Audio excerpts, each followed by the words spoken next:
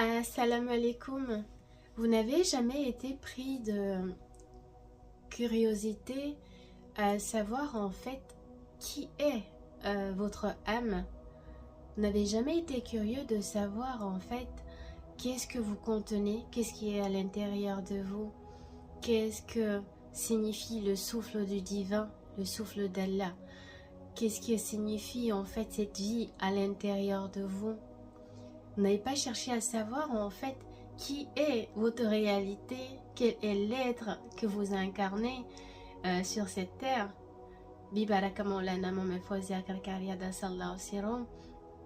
Dans mon éducation spirituelle, je me suis rendu compte en fait combien de fois en fait dans le passé j'étais vraiment voilée. Je me suis jamais intéressée à savoir pourquoi je suis là en fait et quel est le but de ma vie. Et j'entends souvent parler âme, mais j'ai pas cherché à savoir qu'est-ce que l'âme, qu'est-ce que ça veut dire. Pourquoi on me dit je ne suis pas que le corps, que je suis aussi l'esprit? Quel est le lien entre toutes ces choses-là? Quelle est la réalité? On parle d'ego, mais comment définir l'ego? Qu'est-ce que c'est l'ego? Subhanallah, c'est une question existentielle. On est plus intéressé en fait dans la vie, le matériel, à gagner de l'argent, à bien vivre, à avoir de l'amour, des enfants, à fonder un foyer. Mais en fait, on se contente du matériel, on se contente de ce qui est sur cette terre. Or, Allah nous a fait comprendre en fait que les biens de ce bas monde, il l'a dit dans le Coran, Bismillah, les biens de ce bas monde et des enfants, des parures en fait, sont des tentations pour nous. Donc, il nous fait savoir en fait qu'il y a quelque chose de meilleur pour nous.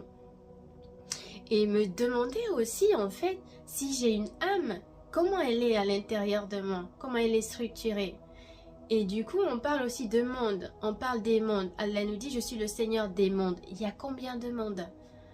Est-ce que cela nous a jamais intéressé de savoir le nombre de mondes qu'il y a?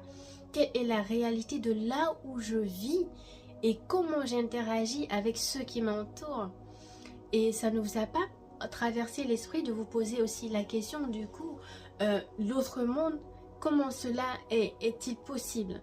Parce qu'en vérité, j'existe sur cette terre, par les enseignements de Maulana, mon père, et j'apprends en fait tous les jours des choses qui auparavant étaient pour moi en fait irréelles.